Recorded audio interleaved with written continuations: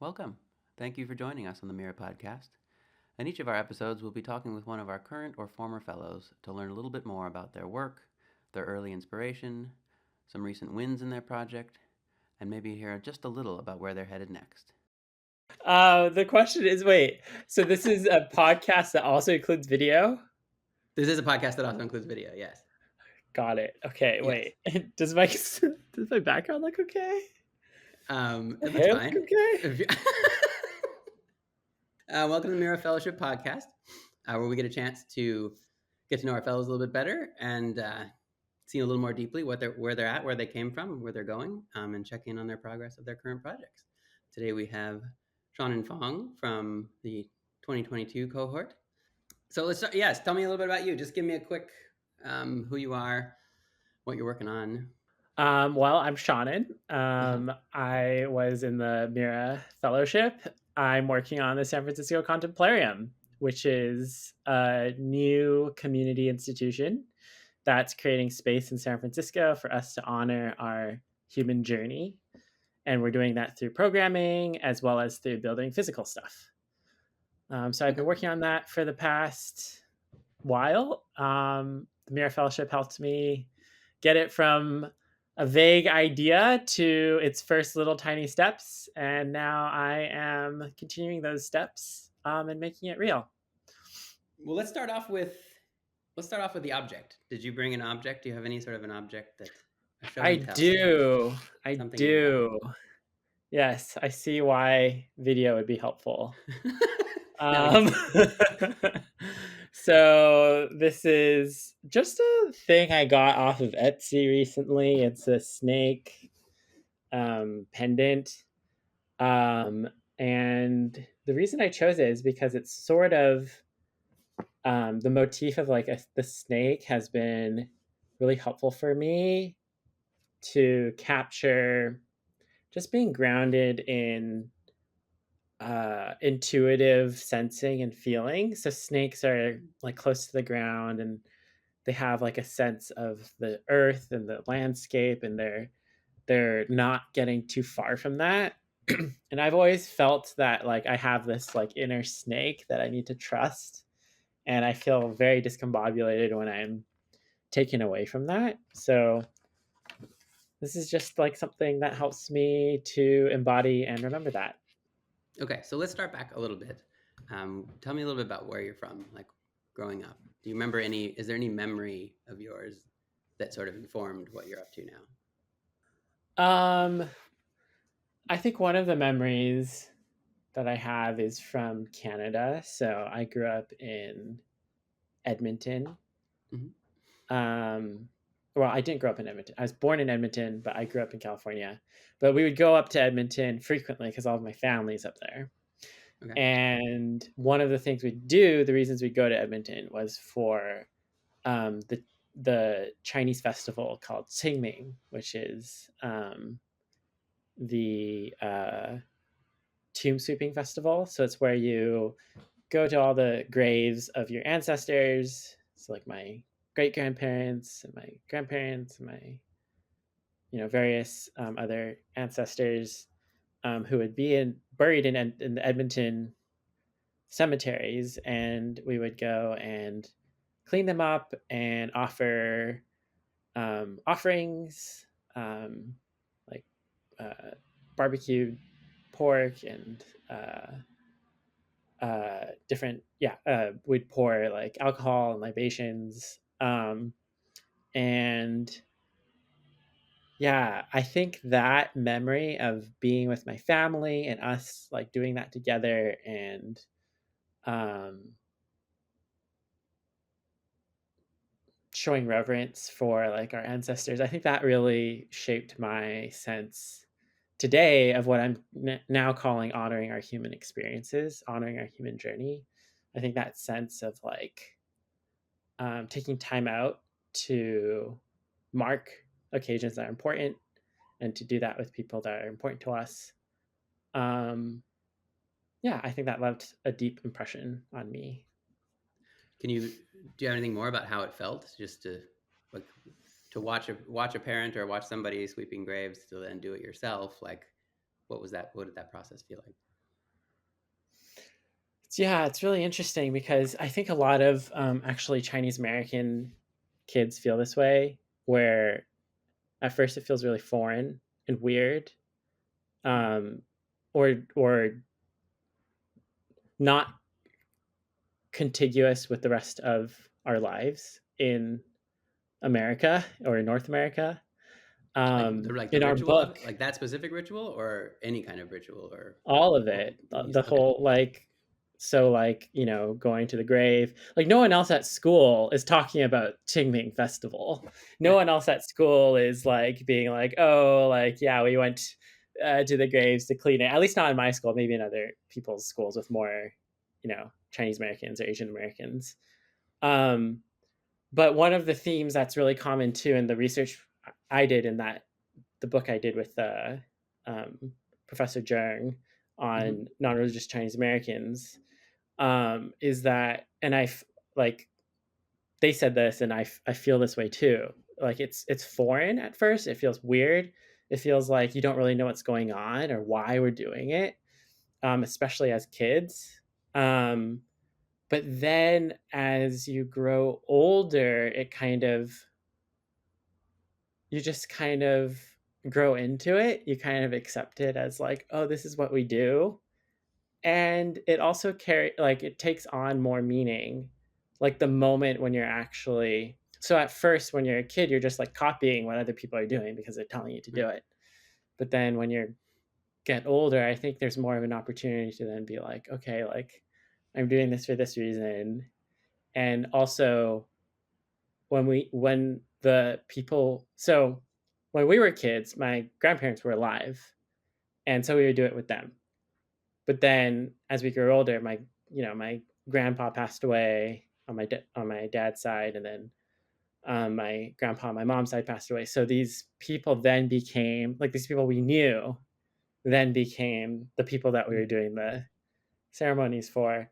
So it brought more of a personal investment to it, and that connection to the ancestors became a lot stronger, um, which is really interesting. So it kind of grew. The feeling grew from being sort of Right. this weird nothingness to something that was actually connective. That's so interesting. Can you talk a little bit more about the about not having the culture sort of surrounding you, but then it's a thing that you sort of grew into, and then gave meaning to you, right? Like it sounds like if you're in America and you're Chinese American and no one else is talking about that festival, um, at first it feels weird, and then you go all the way to, oh, it's my grandparent, it's this thing, and it like has significant meaning. And I know that you're playing in that world with the Contemplarium, and I think that we both agree that we sort of need more of that meaning kind of creation. And I think that that journey that you've been on is like a journey that would be cool to like send the public on almost. Can you talk anything Yeah. about that, sort of what it felt like for Yeah. you, or like what are the kind of interesting moments along that journey? Yeah. I mean, one of the things that's exciting about the Contemplarium is the opportunity to do that better and to guide that journey more holistically. So to take my own journey from empty ritual to like meaningful, Right. you know, ceremonies, um and to like be more conscious and conscientious and verbal about it. One of the things that the research book on non-religious Chinese Americans pointed out was that parents and grandparents would rarely ever verbally talk about what they were doing. They would just be like, Mm. "Come along and do this thing," but they would never explain. Like they would never use words to explain what they were doing with their kids. So one of the things that's like very top of mind in the Contemplarium is to actually verbalize and talk about why we're doing what we're doing and the intention. So that goes from everything from, for example, I wrote this manifesto called "A People Who Honor," which Mm-hmm. like outlines exactly why and what like the Contemplarium is and what the activities and rituals amount to. It's not just doing it for their own sake, but it's doing it to honor specific experiences that call for that honoring. Um, and uh, yeah, so it goes from like writing all that out in a people who honor, but also to things like making signage Right. at the reflection stand and having that be, having those expectations spelled out and bringing people along for that, and having people be able to access that meaning much faster, hopefully. So yeah, so tell me a little bit about the manifesto. Sort of like what is your process? Where are we going with the Contemplarium? What's the meaning we're creating?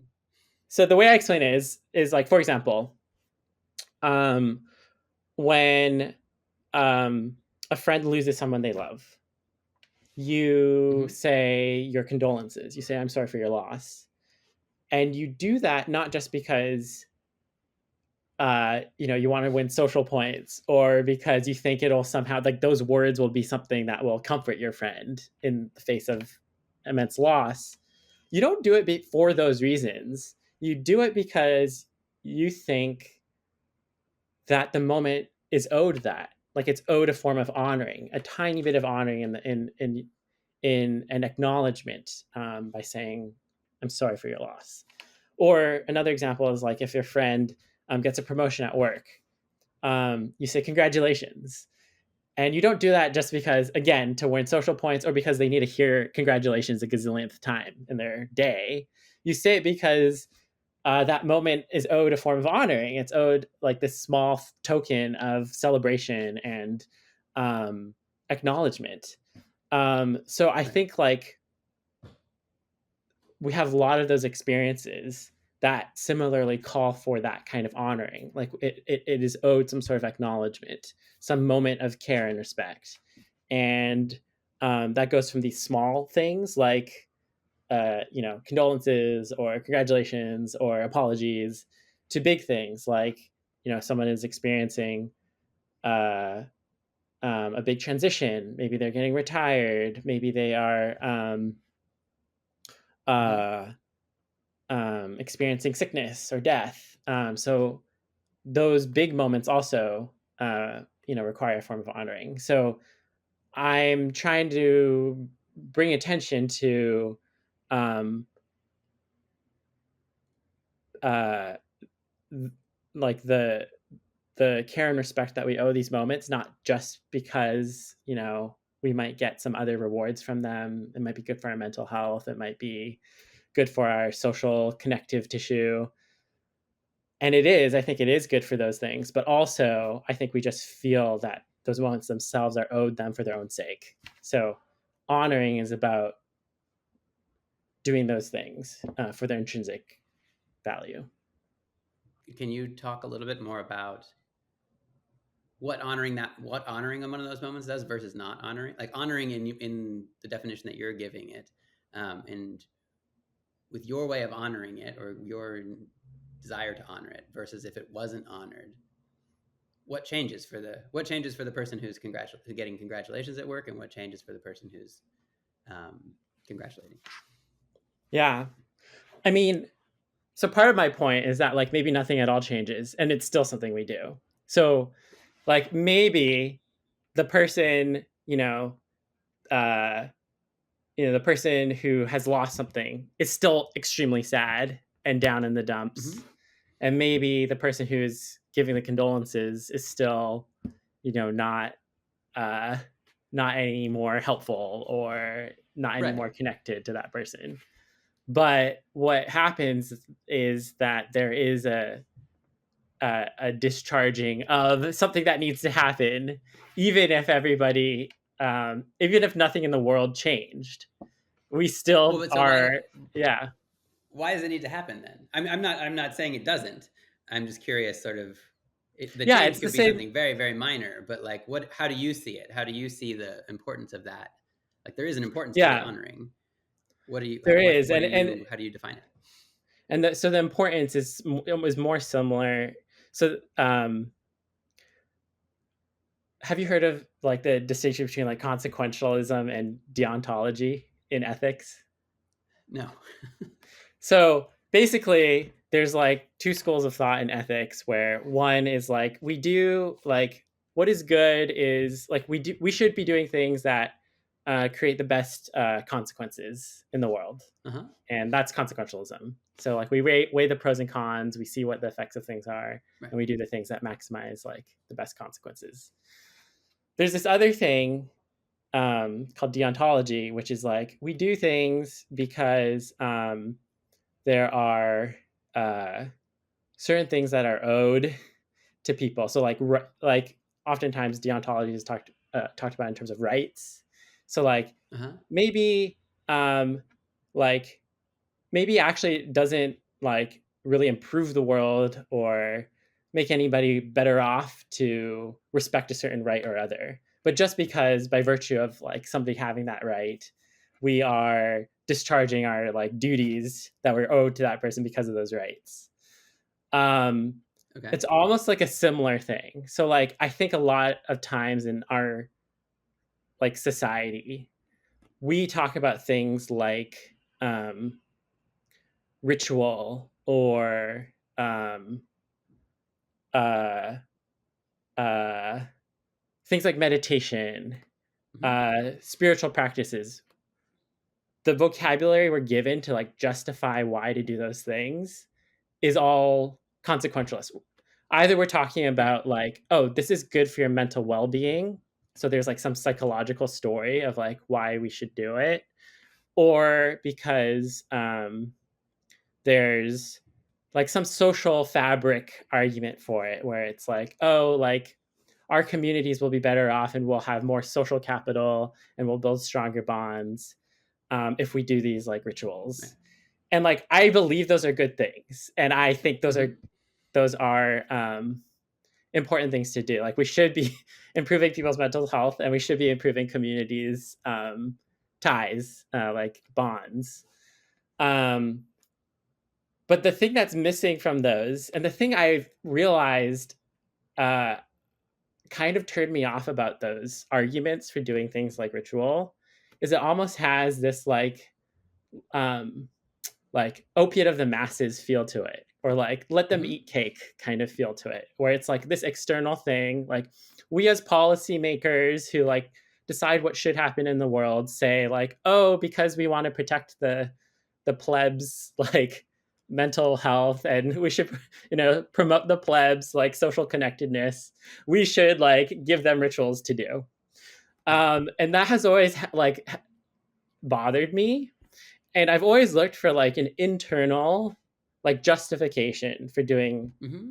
for doing things like ritual and the other things that we talk about in this space.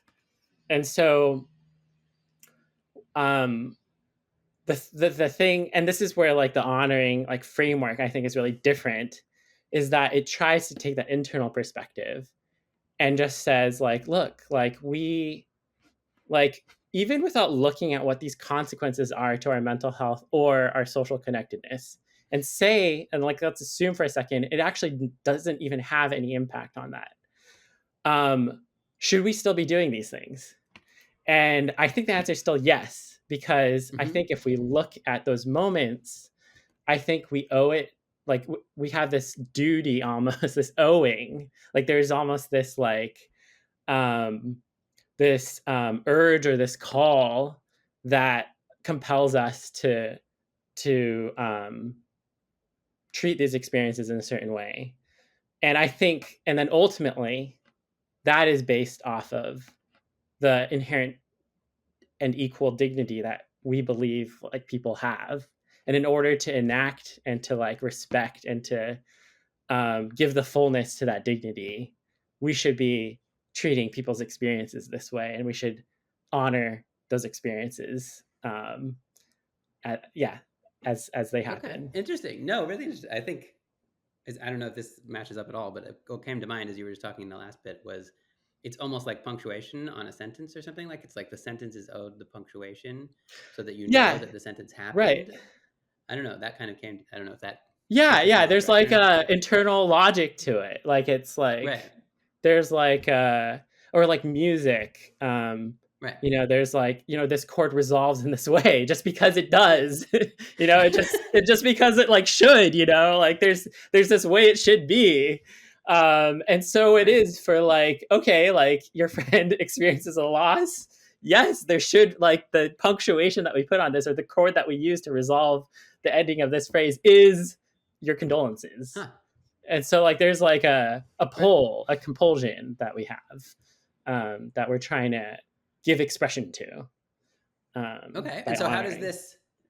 That's great. So then, how does this? How does it sort of manifest itself in the contemplarium? What's the contemplarium currently? What form does it take, or how do I get this sense of meaning or this sort of honoring from it? And how is what we've been talking about sort of like imbued into the situation? Yes, so we're doing a few things. Mm. One, so the two buckets are programming and physical stuff. So programming, there are a couple things that are going on. All of these are experiments, really. We need to see like what works. Like, yeah, we're playing around with the chords, so like we're just seeing like what really gives expression to the things in the right way. Mm-hmm. So on programming, our big event coming up is going to be the full moon reflection jam. So the idea of that is to have a kind of this public reflection event every full moon for people to come in, bring a journal or something to write with, and respond to prompts and guided reflections, as well as opportunities to share with a neighbor, um, things that have happened over the last month. So it's an opportunity to honor the experiences that you've accumulated over the last month and give some sort of form and expression to it. All that happens to like the background of like lo-fi beats and like some like chill stuff that kind of builds the vibe in a really comfy and cozy environment. So is this So for you? Is that's this like a search? Is this like a search for the chords? Like, okay, a monthly thing. What does a monthly chord look like, or a monthly punctuation, or a monthly honoring? Is that are yeah, you kind of yeah. So on that this search for these different pieces, different parts of life, basically? Yeah, so Okay. like the reflection jam is like one way to be like, okay, this is an opportunity for you to honor those experiences and like to give the a close to them, or to give some, Right. yeah, to recognize and treat them with care and respect. Okay. Um Cool. What and else? then Yeah, then another experiment is something called journey groups, Uh huh. where we are coming together in small groups of 6 to 8 and participating in sort of a talking stick circle, with the same people over several sessions.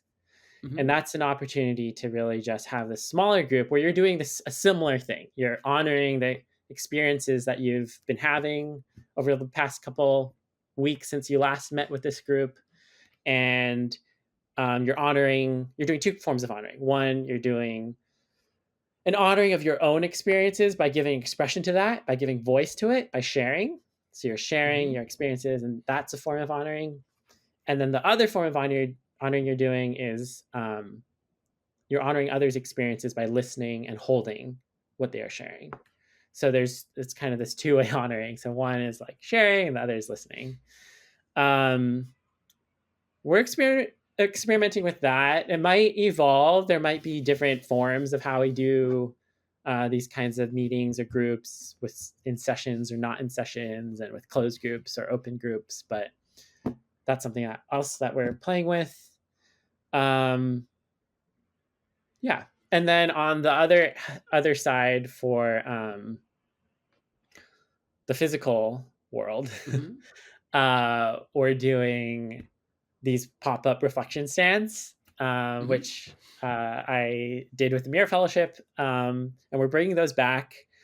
And those are really a form of the community being able to honor itself through the mediation of this physical thing. So a reflection stand is like a stand with like, almost imagine like a clothesline, and you can put up cards that where you can write your joys and sorrows from the past week or so. Mm-hmm.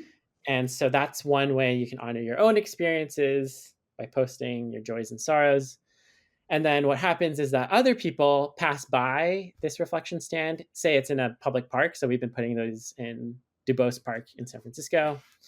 Other people passing by can read those joys and sorrows and other sorts of reflections that people are putting up. And they can honor it by dropping a pebble into a vessel of water. And so Mm-hmm. that is another form of honoring. So again, it's actually a similar two-way honoring. One is giving voice uh, to your experiences and honoring your experiences in that way. And then the other is for the community to receive that and hold it. And that's done through this token action of dropping a pebble into a vessel of water. Very cool. I remember when you applied for the Mira Fellowship or came into the Mira Fellowship, you were talking about sort of wanting a non-secular space where people could sort of honor, the moving of life. I think especially with COVID, that felt like a thing. Yeah. Can you talk a little bit about if as this grows, as this way of honoring, as you learn more about the kind of how to honor the cadence of life, how does the world change? What is that look? What does that look like on a Oh, larger scale if that starts to happen? And I mean, just play yeah. with it here. I mean, so uh, I'm really proud of the image I worked on with the AI image I worked on Uh-huh. for a people who honor, because that's sort of the Mm. there's like a headline image of the Contemplarium in the form of like this classical Greek building, like the Parthenon, and then in front Uh-huh. is like all these people of all different sorts, kind of from all walks of life, who are gathering there and like connecting with each other. Um, so that's like kind of the visual that I have. But what that looks like in terms of like the actual like substance, I think like it's a world where we kind of have paid off our honoring debt. So like there's not moments where people are just left hanging, like these these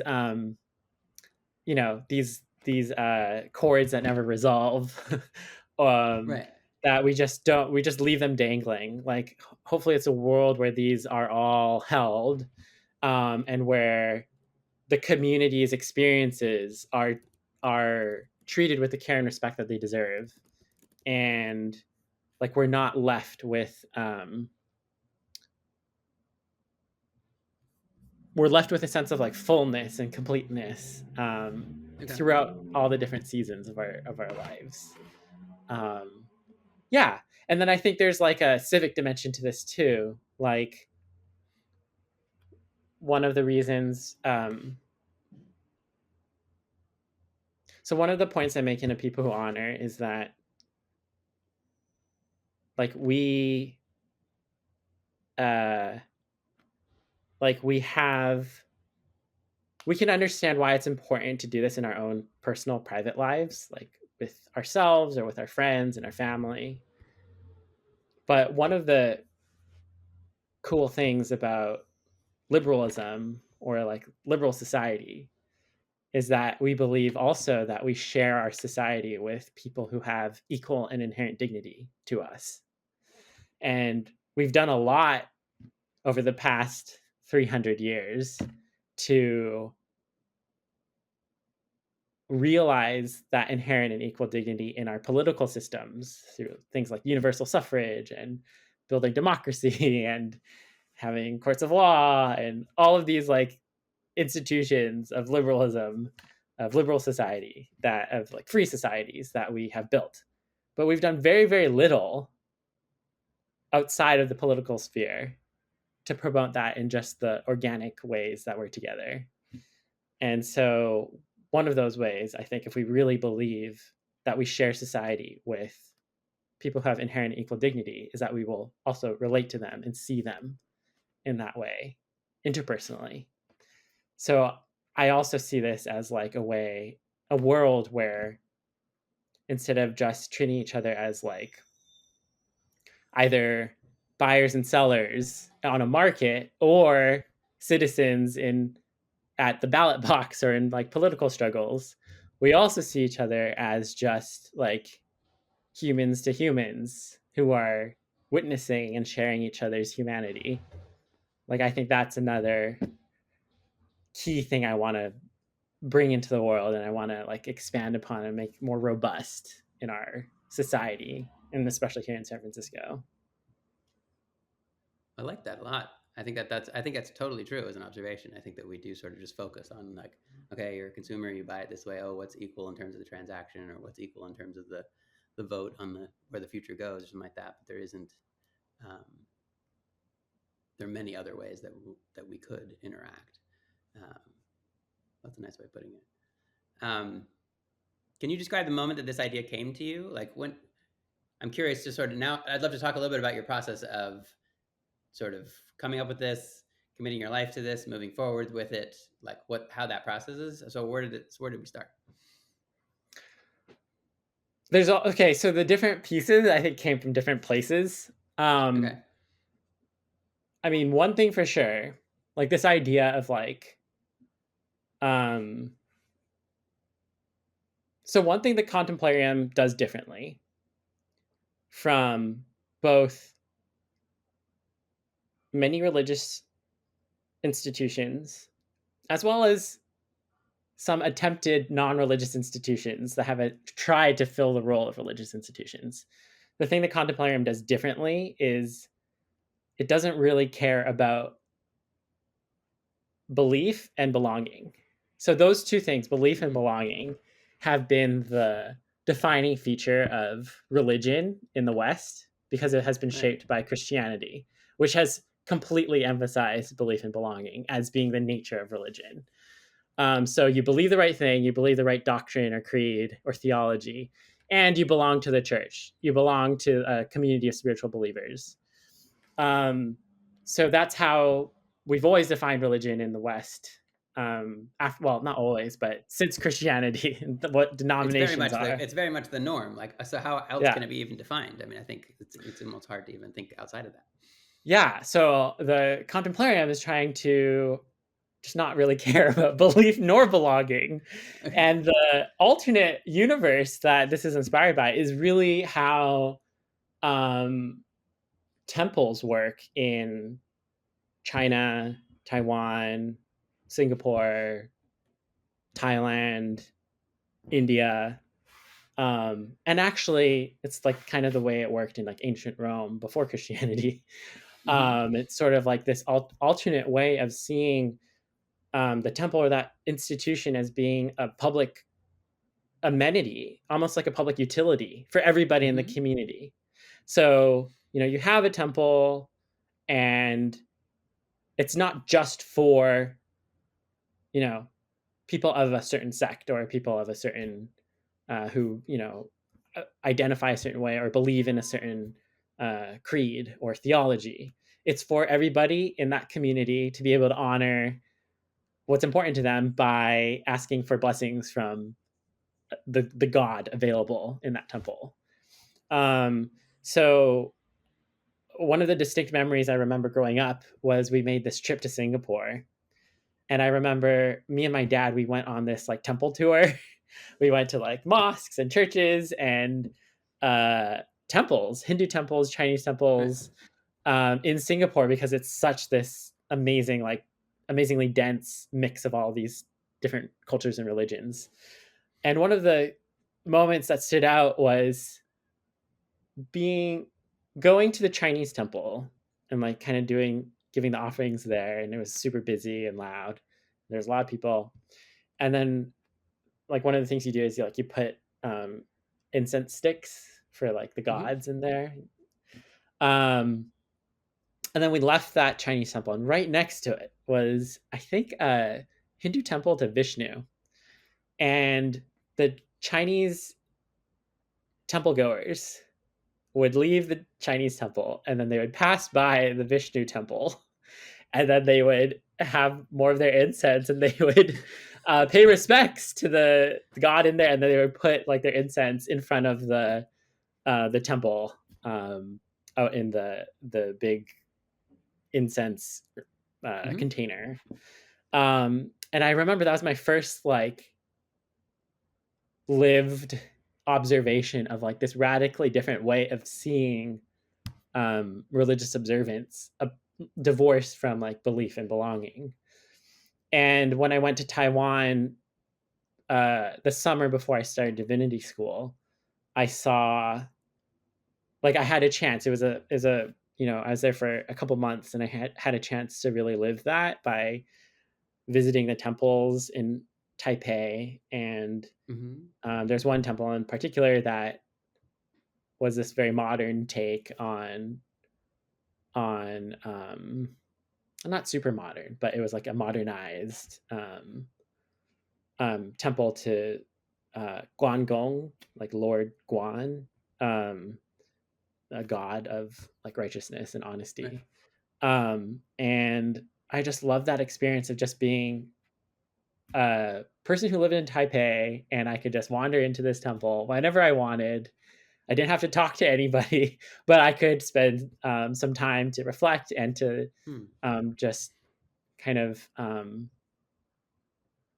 my own experiences by elevating it and offering it to the God that was available there.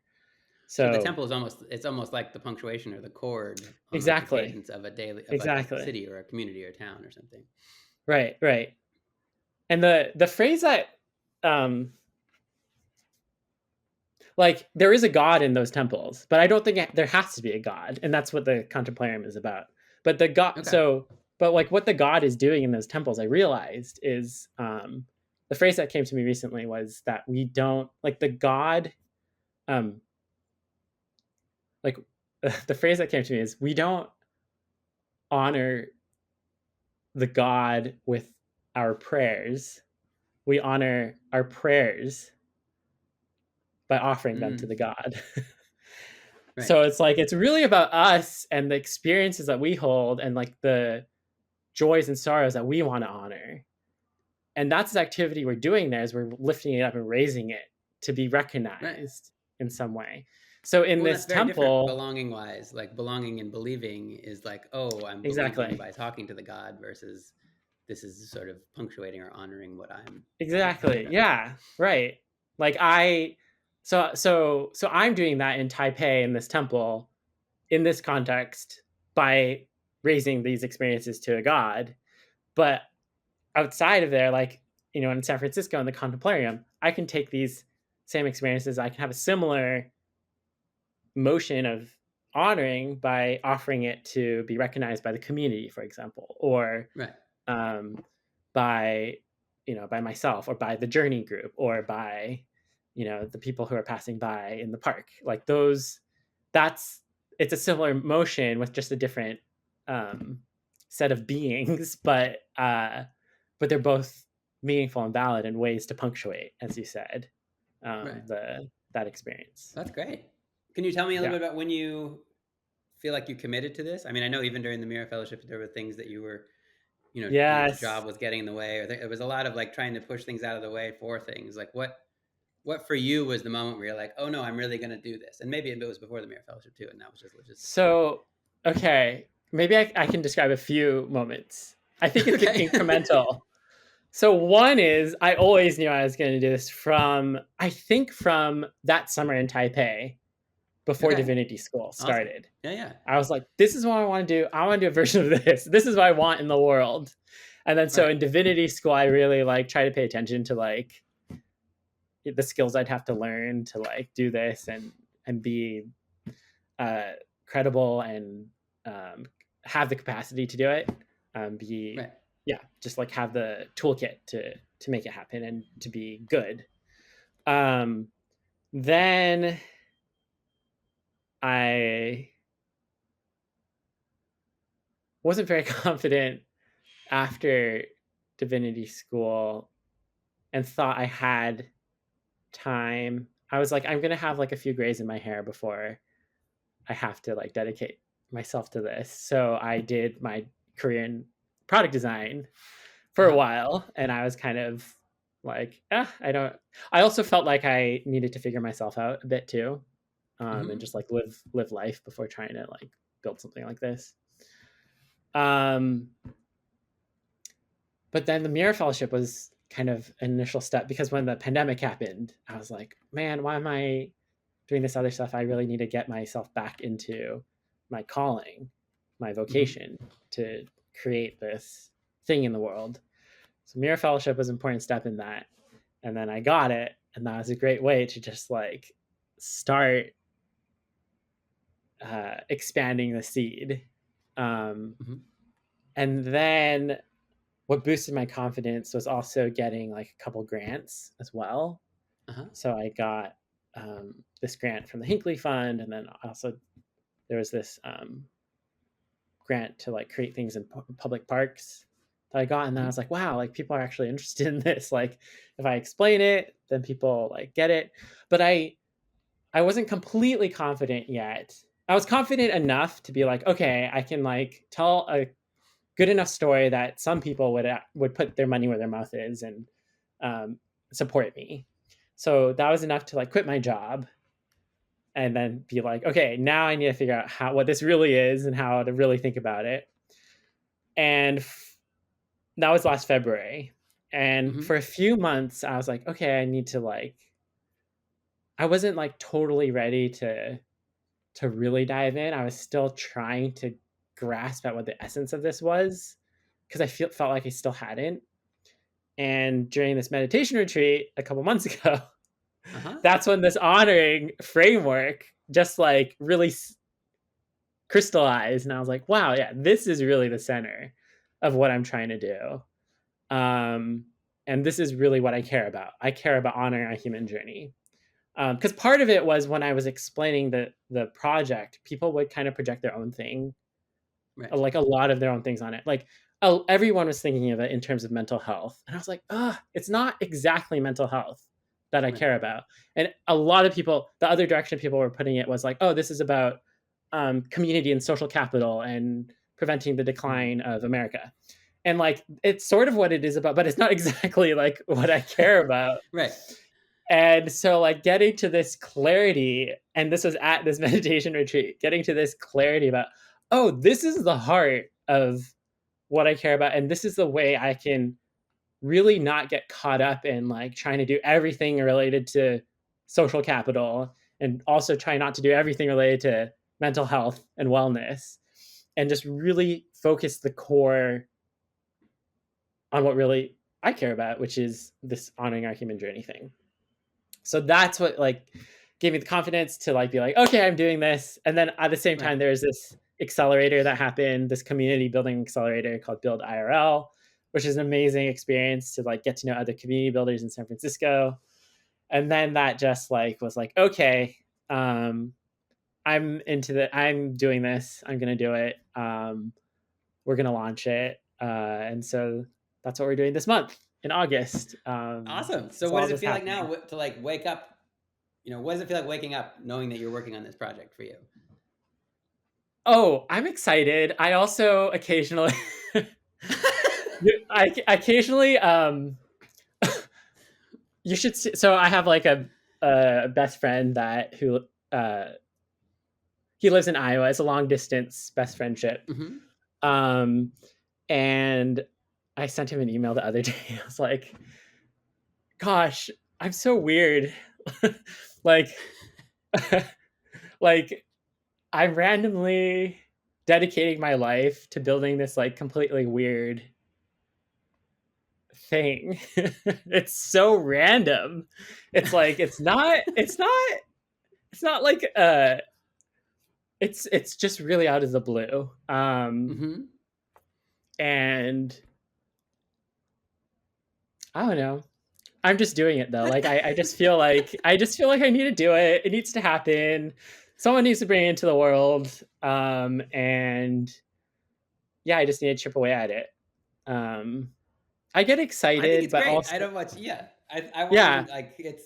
I mean, I think that I love how you sort of refined it even since the Mira Fellowship of like, oh, it's about honoring the human journey, and like there's something that makes even more sense to me. And I think always since the beginning, it was like, yeah, we definitely need this. We need alternatives to other ways of moving through life, and we need ways of building community together, and whether that's mental health or all those kinds of things. But to find the sort of core, I think that lets people then join it for their own reason rather than you're just solving a problem, which is a really nice Yeah. way to go Yeah. about it. Yeah. So here, let's get really specific in terms of progress. I don't want to take all of your time here.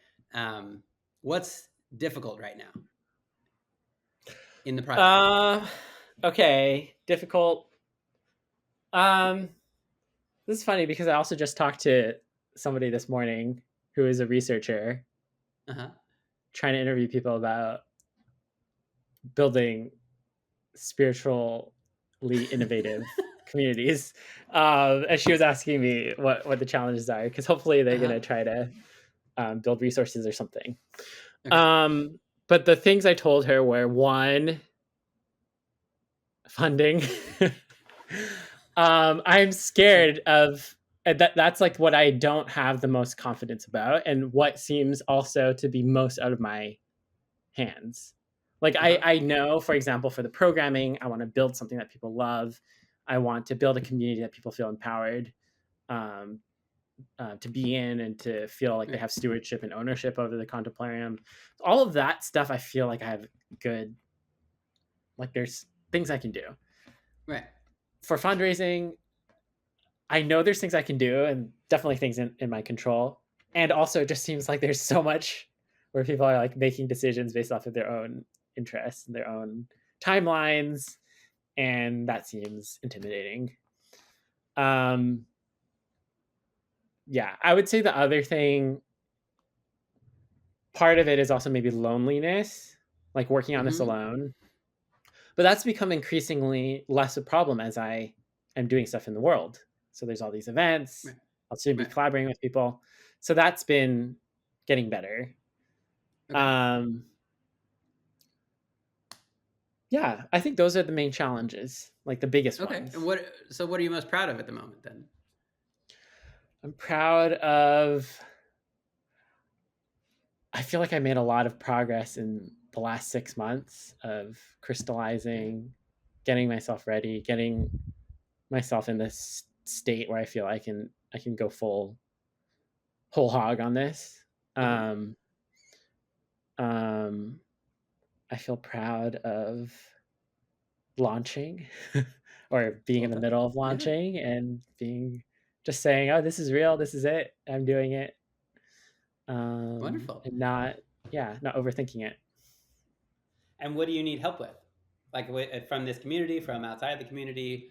What are you feeling like you want someone to help you with? I want people to join my events, and if they get really excited about it, to please help create the Contemplarium by like joining the Build the Contemplarium workshops, volunteering if there's something exciting, talking to me, just being here and getting involved. I think that's the most important thing, is building the community, getting just getting people invested and into it. And where can they do that? They can subscribe to my newsletter, or the newsletter of the San Francisco Contemplarium. And that will announce events. Also on the website, there are all the events. What's the website? And just sfcontemplarium.org. Okay. And you can also subscribe to the newsletter there. Newsletter is the most important way to get involved. Okay. And just show up to events and say hi. Fantastic. Okay, so and near the end here, I want to do we do a couple of little things. Like one, we've been writing some things about how people get in their own way in this process. I'd love if you have any story of what your special technique for getting in your own way in sort of a tongue-in-cheek way is. Do you have anything there? There is something I'm in the middle of getting good at, which is, okay, a reason I will avoid something. For example, I was needing to draft my newsletter. So I said to myself, well, it's super easy. You just have to draft it. And you have everything you need. You've been thinking about it for a bit. Just sit down and draft it. The So you would think that like telling myself it's easy makes like lowers that bar and that barrier. But the problem is it's actually kind of a lie. Like actually what I always realize whenever I've been putting off something that I'm telling myself is easy, the reason I'm putting it off is not because it's actually easy and I'm finding reasons to put it off. The reason I'm putting it off is because actually there's something in there that's actually hard and that I am just lying to myself about. Because Okay.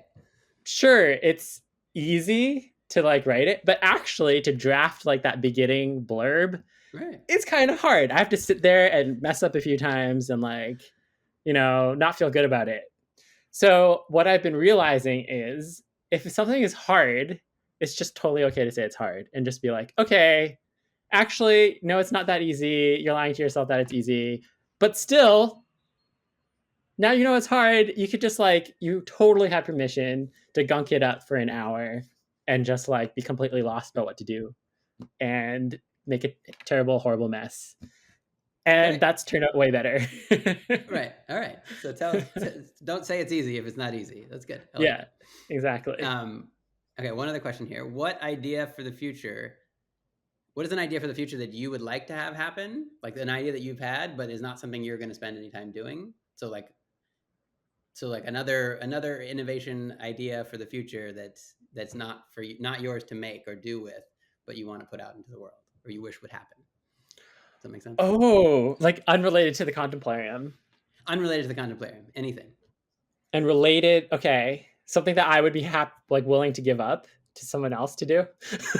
Exactly. Yeah. Exactly. You Okay. can't own them all. Um, Something you so put into the public, maybe someone else will pick it up and run with it. okay. Uh I've had this restaurant idea called Steamy Wonders. And the idea is to have world cuisine of steam because it's the most underrated form of cooking. But like having like tamales and steamed buns and idli and just all the steamed foods from all around the world, like little Uh-huh. tapas that are, I don't know, maybe it's a fast casual and like you can like point out the different like types of steamed food from around the world and they'll steam it with these big giant, I don't know, somehow you can see the steam and like have it be amazing and cross cultural. That's what I would love to eat Brilliant. at. I love it. It's a great, yeah, Stevie Wonder is a great name. Yeah. Okay, well, I think we're sort of getting to the end here. I think in the spirit of, resolving, of punctuating, of figuring out what the Mm. chord is. Do you have any great ways that we should end here? Can we honor this in some way, or what? Give me an idea. Well, I mean, the thing that's coming to me is like, thank you. I appreciate this. Um, Yeah, no, I, thank you for yeah, being here. Really, it's wonderful to hear your stories. I mean, it's so nice. It's fun to do this process because, for me, like you engage with the fellows over the year, and then they keep doing whatever they're doing. But this like depth of conversation of understanding where you're coming from, it sort of doesn't happen. yeah, Even though we know each other and we've known each other for a couple right. of years, like it still doesn't happen. So Yeah. Yeah. I appreciate that. I'm enjoying yeah, it. And yeah, it felt really good to share and talk and yeah, say more, expound. expound. Wonderful. Well, thank you so much for being here. And I hope this launch goes incredibly well. Thank you. I'm hoping so too.